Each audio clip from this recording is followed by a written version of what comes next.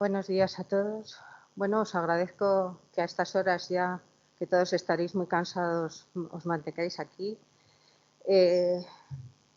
La ventaja o la desventaja, posiblemente, de ser la última, se corre el riesgo de que muchas de las cosas que yo tenía pensadas decir las vais a volver a oír, pero no está mal porque yo creo que el tema de la multiresistencia es lo suficientemente importante como para que insistamos en este tema. Ya desde el año 2002, la OMS, dentro de su programa de seguridad del paciente, establece unas líneas que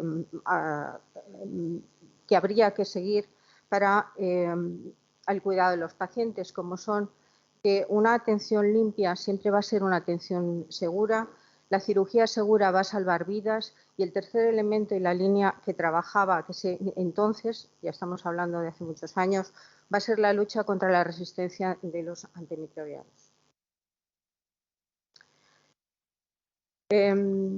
A nivel europeo, la primera estrategia contra la resistencia antimicrobiana se empieza a hablar sobre ella en el año 2001, pero no es hasta, como decía Helen, hasta el mayo del 2015, cuando es a través de la Asamblea Mundial de la Salud, se establece el Plan de Acción Mundial sobre las resistencias antimicrobianas, estableciendo una serie de objetivos que todos los países tenían que cumplir. Nosotros, en Europa, es a partir del año 2017 cuando se crea el Plan de Acción sobre las Resistencias Antimicrobianas, a partir de la cual se derivan todos estos programas de los que estaba hablando. Voy a insistir una vez más, y siento ser pesada, pero la importancia epidemiológica de la multiresistencia viene dada porque es un serio problema de salud pública, un problema de salud pública que en las últimas décadas sigue aumentando. Entre un 5 y un 10% de los pacientes que se encuentran ingresados en nuestros hospitales van a tener una infección relacionada con la asistencia. Y de estos, un porcentaje muy importante pueden ser causadas por microorganismos multiresistentes que va a dificultar su tratamiento. Con lo cual, las infecciones por microorganismos multiresistentes siempre se van a asociar con un incremento de la mortalidad, la duración de la estancia hospitalaria y de los costes. Esto voy a ir muy deprisa porque ya lo habéis visto. En Europa más de 33.000 pacientes van a morir por multiresistencia, se van a generar más de 2,5 millones de estancias hospitalarias extra. Los costes sanitarios son elevadísimos, más de 900 millones de euros, pérdidas de actividad productiva de más de 105 millones de euros y, sobre todo, el escaso número de antimicrobianos que en este momento tenemos en investigación. Otra de las características que tienen los microorganismos multiresistentes es su rápida extensión dentro del hospital. Se pueden establecer reservorios de multiresistentes en los hospitales, en otros centros sanitarios o en la propia comunidad que pueden llegar a la aparición de brotes. Por eso es muy importante establecer programas de vigilancia y control dentro de la infección. Además, es muy importante decir, con la movilidad que en estos momentos tienen nuestros pacientes, que van a pasar de un centro sociosanitario a un hospital, o de un hospital a un centro sociosanitario, incluso a atención primaria e incluso la movilidad a otros países, pues bueno, hace que esto sea un problema que hay que tener en cuenta. Con la vigilancia epidemiológica, por eso es lo que decía, la vigilancia epidemiológica es importante tener un programa, el que sea, que vaya a detectar, nos permite detectar precozmente los nuevos patógenos resistentes o las nuevas resistencias en un microorganismo, si aparecen brotes y qué es lo que hay que hacer. Nos permite monitorizar las tendencias epidemiológicas y nos permite diseñar estrategias de control y medir la efectividad de las intervenciones. Nosotros en el hospital tenemos un sistema de alerta establecido a 2 niveles. Por un lado, los microorganismos nuevos que se generan en el hospital es el servicio de microbiología el que nos transmite la información. Todos los días, diariamente, nos pasan la información sobre los pacientes que han tenido un multiresistente nuevo. También nos dan la información sobre los sociosanitarios que tenemos adscritos al hospital, porque es importante para la evolución posterior. Y la otra parte del sistema de vigilancia que tenemos es un sistema de alerta, que esa fuente, esa base de datos la nutrimos nosotros con todos los casos nuevos que se producen, que diariamente desde el servicio de informática nos pasan todos los pacientes que tienen la alerta que nosotros hemos puesto, que han venido al servicio de urgencia o que vienen programados al hospital. ¿Qué nos permite esto? Pues esto nos permite saber cuál es la situación epidemiológica de un paciente que llega al hospital, si tenemos que tomar alguna medida, si no tenemos que tomar ninguna medida o qué es lo que podemos hacer con él. La segunda parte de mi intervención ya va a ser un poco dirigida a estos 2 años de pandemia fundamentalmente y a nuestro seguimiento y al seguimiento que nosotros hemos podido mantener en estos años. Bueno, nos ha costado mucho, pero sí que hemos mantenido el sistema de vigilancia de los multiresistentes, bueno, el servicio de microbiología. Hemos dependido mucho de él y él nos ha respondido, con lo cual hemos podido mantenerlo en el hospital. Y ahora os voy a presentar un poco los datos y ver la evolución de estos datos que nosotros hemos tenido. Como podéis ver aquí, en el año 2019 seguimos un total de 837 pacientes que en algún momento tuvieron algún multiresistente. Estos son pacientes totales que nosotros hemos seguido. En la barra marroncita, estos son los pacientes que han tenido infección nosocomial por un multiresistente. Esto veréis que hay un decalaje entre unos y otros, y esto se debe a que el concepto de infección nosocomial lo hemos definido como paciente que llevaba más de 3 días en el hospital y que ha sufrido y que ha tenido una infección por multiresistencia. Entonces, vemos que en el año 2019 tuvimos ¿qué me pasa? Tuvimos 226 pacientes. En el año 2020, el número de pacientes que seguimos fue menor. Evidentemente, se ingresaron menos pacientes normales, por decirlo de alguna manera. No eran pacientes COVID. Pero tuvimos una tasa de pacientes con infección por multiresistente de un número de 382 pacientes con infección por multiresistente. Y en el año 2021 prácticamente es lo mismo, seguimos a un total de 778 y 386 fueron pacientes que tuvieron infección por multiresistente.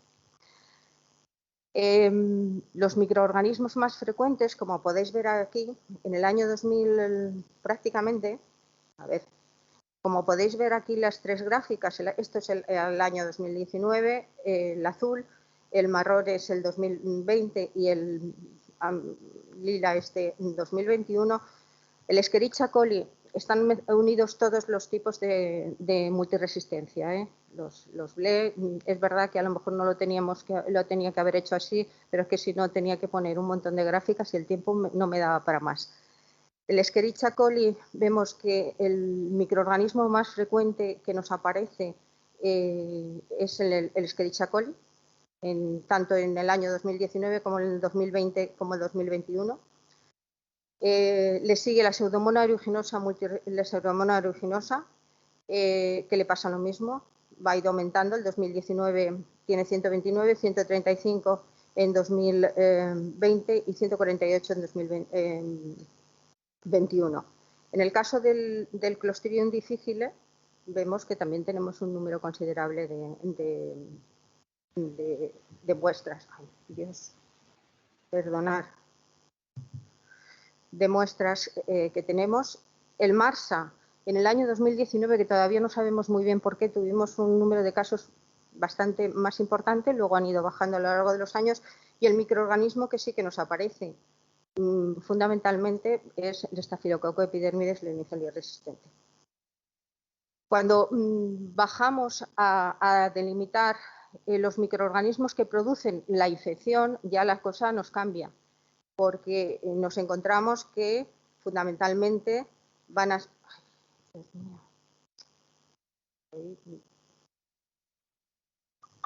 Fundamentalmente tenemos la Pseudomonas aeruginosa, que ha ido aumentando, y el Staphylococcus epidermidis lineaceae resistente. He dividido por servicios, he sacado un poco los resultados que hemos tenido por los diferentes servicios. Dos servicios como son medicina interna y neumología, que tampoco creo que durante estos años, sobre todo el año 2020, ellos han tenido unos pacientes, sus pacientes han sido pacientes COVID fundamentalmente, y luego dos servicios que teóricamente ellos han tenido los pacientes que ellos habitualmente seguían. En el caso de medicina interna, pues vemos que el microorganismo más frecuente es el Escherichia coli, tanto en el año 20 como 21. El Clostridium difficile también le tenemos por ahí elevado, y algunos casos de masa.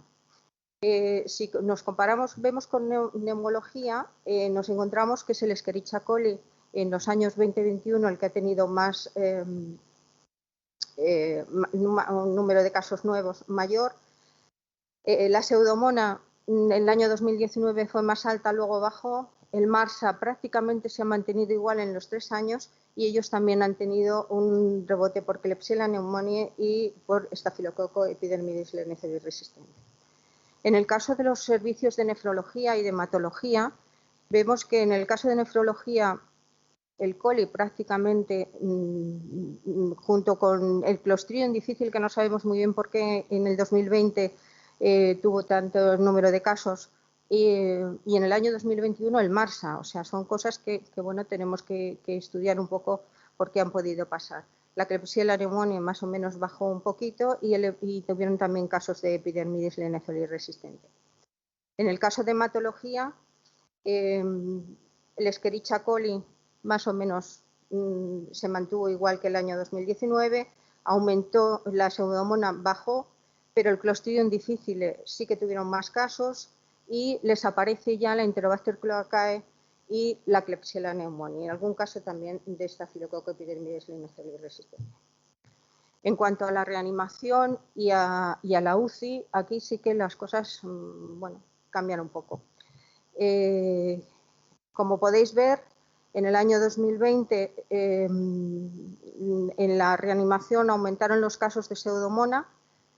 Enterobacter cloacae también tuvieron casos, y sobre todo lo que aparece, el mayor número de casos que aparecen son Staphylococcus epidermidis lineaceae resistente, y nos aparecieron 3 casos de Enterococcus faecium banco R que, tal como vinieron, desaparecieron. O sea, no sabemos muy bien cómo aparecieron. En el caso de la UCI han tenido muchos casos de Escherichia coli, llama la atención, esto lo tendremos que mirar en el año 2021, sobre todo, fundamentalmente se centra en el mes de agosto. Pseudomonas aeruginosas también han tenido Enterobacter cloacae, que junto con el epidermidis fueron 2 brotes que ellos tuvieron en el año 2020. Y bueno, esto es un poco la foto de lo que ha pasado en estos años. El año 2020 sí que estudiamos específicamente el brote de la UCI. Esto es un poco como por epidermidis, fueron los datos que tuvimos. Es que no quiero tocarle para que no se me vaya la imagen. Como veis, lo de arriba son las olas más o menos en que teníamos más actividad pandémica, con lo cual, pues bueno, más o menos coincide un poco el brote de epidermidis con estas olas. Esto es de la REA. La REA tuvo un brote más o menos parecido. Lo que pasa es que, bueno, ellos a final del año disminuyeron. Es verdad que la REA y la UCI han sido espejos de un poco de lo que les ha pasado, porque pacientes de UCI han ido a REA, pacientes de REA han ido a UCI, la REA se convirtió en una UCI. Ha sido todo como un poco, bueno, difícil de explicar. Bueno, esta gráfica, nada, se ven las dos gráficas. La gráfica azul, la gráfica roja es el total de casos que ha habido y cómo se coinciden con los picos, cómo coinciden un poco con las olas. La UCI sí que se comporta como la parte roja, sí que cumple el criterio, y la reanimación, en octubre ellos empiezan a bajar el número de casos de estafilococo epidermidis resistente. ¿Cómo nos ha podido afectar la pandemia? Pues bueno, durante la pandemia hay que tener en cuenta que ha habido una sobreutilización de los recursos en el caso de los pacientes COVID y una infrautilización en el resto de los pacientes. Los pacientes COVID tienen una exposición a riesgos asociados a la incertidumbre, a la variabilidad de afrontar una enfermedad nueva con un escaso conocimiento de las pautas terapéuticas. Esto que nos ha condicionado una sobreutilización de antibióticos no siempre adecuados y unas pautas preventivas que iban cambiando en exceso. Además, muchas de las infecciones oportunistas a veces han sido por microorganismos multiresistentes. Los programas que se habían mantenido, que falta la Itucero, los programas de seguridad que se habían mantenido en las unidades de críticos se aparcaron. Y bueno, a ver, que había que trabajar y había que hacer otras cosas. Los brotes, en nuestra UCI hemos tenido varios brotes por multiresistentes, fundamentalmente Enterobacter cloacae y epidermidis, o epidermidis y Enterobacter cloacae en el caso de la UCI, y en la REA epidermidis. Y parece ser que un poco está en la relación a que los pacientes, es un poco ya lo que se ha dicho a lo largo de esta mañana, es que los pacientes COVID tienen una mayor probabilidad de colonizarse que los pacientes que ingresan por otras patologías, posiblemente sea porque tienen estancias más largas y posiblemente sea porque se usa un mayor número de técnicas invasivas con ellos. Por otro lado, hay que añadir factores de cambios en lo que respecta a la organización, que estos cambios han sido muy importantes, porque se han aumentado las cargas de trabajo, lo que ha obligado a contratar personal nuevo que no sabía, muchos que desconocían el área donde iban a trabajar, que ha roto los equipos de trabajo porque era imposible establecer un equipo de trabajo, que han trabajado con una presión asistencial sobreañadida y, sobre todo, que llevaban unas medidas de seguridad, la adopción de unas medidas de seguridad como los equipos de protección individual, que posiblemente, pues bueno, también ha hecho que fuera mucho más difícil mantener los programas que se estaban haciendo, y sobre todo, y una de las cosas que también había era la falta de camas. Evidentemente había que sacar camas hasta debajo de las piedras. Esto ha hecho que el equilibrio entre la seguridad del paciente y la seguridad del profesional se ha roto en favor de la seguridad del profesional. Aquí ha habido un desequilibrio.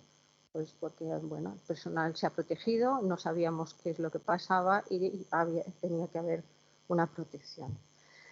Nosotros al final o a primeros del año 2021, tras el brote de la UCI, bueno, intentamos hablar con ellos, bueno, les presentamos los datos, hablamos con ellos, hicimos un estudio aparte de una serie de cosas que establecimos. Y bueno, llegamos a intentar volver a retomar con las medidas y las recomendaciones que empezaban otra vez a aparecer, como cuando salió la versión del 20 de octubre del 2020, cuando salió la adaptación de la UCI a las recomendaciones de los proyectos cero, pues bueno, intentamos que estos se volvieran a retomar. Bien, es verdad que la UCI se intentó, vamos a ver, ellos trabajaban, o no sé ahora cómo, porque supongo que ahora las cosas están diferentes, pero sí que trabajaban de dos maneras, la parte programada que tenían y la parte urgente. La parte programada se podía pensar, se podía realizar, pues bueno, si ellos iban a hacer una técnica invasiva, se te podía decidir cómo hacerla, cuándo hacerla, de qué manera, qué medidas se podían tomar.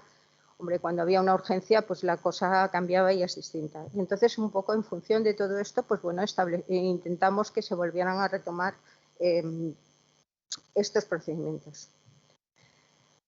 Quiero remarcar esto, mañana lo veréis más, pero hoy es muy importante que os lo ponga. Os pongo esto, pues bueno, porque el uso de los guantes ha sido nuestra gran batalla que hemos perdido. Se están utilizando los guantes de todas las formas posibles y mal. O sea, el uso de guantes tiene su indicación, hay que utilizarlos correctamente, tiene muchas indicaciones que hay que ponérselo, pero el resto, en este momento, lo más importante es una buena higiene de manos y hacerla cuando toca y en el momento que toca. Por eso, bueno, pues esto es una imagen que yo creo que todos que estamos en un hospital la hemos visto, incluso la hemos podido hacer, pero que la tengáis muy en cuenta que hay que utilizarlos correctamente. Ya para terminar, bueno, nosotros hemos podido mantener en el hospital nuestra vigilancia activa, con lo cual pues yo creo que esto ha sido bueno porque nos ha permitido ir viendo un poco qué evolución teníamos con la multiresistencia en el hospital. Desde en el año 2019, el número de pacientes con infección nosocomial por multiresistente ha aumentado con respecto al año 2019, prácticamente en los dos, porque era lo mismo, un 31%. Creo que esto es mucho, que esto es un tema, una cifra que nos tiene que hacer pensar qué es lo que ha pasado. Los microorganismos más frecuentes nuevos han sido el coli, que a pesar de que muchos quieren desterrar de la faz de la tierra el coli, sobre todo los colis Blair, resulta que los colis están viviendo con nosotros y los tenemos aquí, ¿eh? Están aquí y producen brotes. ¿Qué cosas hacen estos bichos, no? La Pseudomonas aeruginosa, el Staphylococcus aureus meticilin resistente y el Inefelio resistente. En cuanto a los esos son los generales, y los de infección nosocomial es fundamentalmente la Pseudomonas, el Clostridium difficile y el Staphylococcus epidermidis Inefelio resistente. Aunque ya se han iniciado, pues bueno, vuelvo a insistir en que hemos de retomar todos los programas de seguridad y abordar con contundencia el problema de las resistencias microbianas, sin olvidar que estamos ante otra pandemia, una pandemia que es muy silenciosa. Y poco más. Muchas gracias.